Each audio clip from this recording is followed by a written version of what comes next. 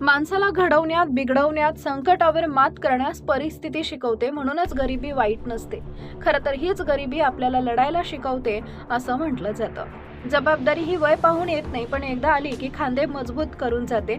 याचंच भयान वास्तव दाखवणारा व्हिडिओ सध्या सोशल मीडियावर व्हायरल होतोय. गरिबी ही एक शाप आहे, ही फक्त पुस्तकी वाक्य वाटावीत, पण वास्तवात या शब्दाचं भयान रूप पाहायला मिळालंय. सोशल मीडियावर सध्या एक हृदयद्रावक व्हिडिओ व्हायरल होतोय. रस्त्याच्या कडेला उसाचा रस विकणाऱ्या विक्रेत्यासोबत अधिकाऱ्यांनी केलेला धक्कादायक प्रकार समोर आलाय. हा व्हिडिओ पाहून कुणीही संतप्त होईल आणि आपली व्यवस्था, आपला समाज अशा प्रसंगी इतका उदासीन का असतो असा प्रश्न विचारल्या वाचून राहणार नाही.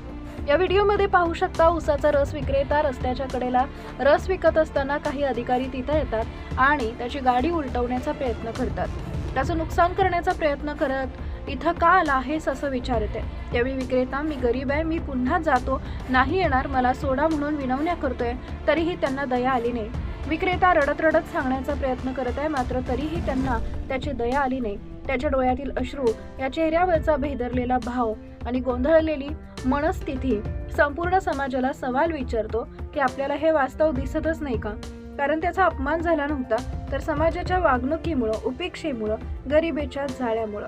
हा व्हिडिओ सध्या सोशल मीडियावर मोठ्या प्रमाणात व्हायरल होतोय. गरिबी हा एक शाप आहे, शारीरिक त्रास देण्याचा अधिकार कुणालाच नाही, अशा अनेक प्रतिक्रिया नेटकर यांनी व्यक्त केल्या आहेत. या संपूर्ण घटनेनं समाजाला अंतर्मुख होण्याची गरज आहे. रस्त्याच्या कडेला धंदा करणारा व्यक्ती फक्त धंदा करत नव्हता, तर तो आपल्या आयुष्याचा लढा लढत होता. त्याच्यावर होणारा अन्याय म्हणजे आपल्या व्यवस्थेचं अपयश आहे. गरीब आदमी अभी आया हूँ।